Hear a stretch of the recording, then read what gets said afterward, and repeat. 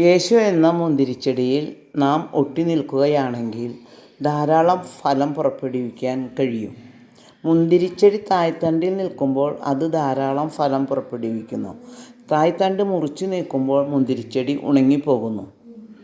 യേശു എന്ന മുന്തിരിച്ചെടിയിൽ നാം പടർന്നു പന്തലിക്കുമ്പോൾ നാം ഒന്നിനെക്കുറിച്ചും ആകുലതപ്പെടേണ്ടതില്ല.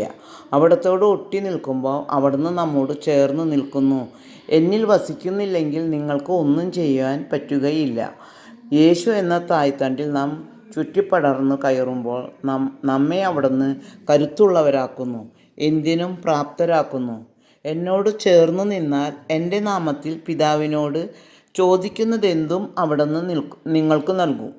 മുന്തിരിച്ചെടിയിൽ നിൽക്കാത്ത ശാഖയ്ക്ക് സ്വയം ഫലം പുറപ്പെടുവിക്കാൻ കഴിയാത്തതുപോലെ യേശു എന്ന മുന്തിരിച്ചെടിയിൽ നിൽക്കാത്ത നമ്മൾക്ക് ഫലം പുറപ്പെടുവിക്കുവാൻ പറ്റുകയില്ല.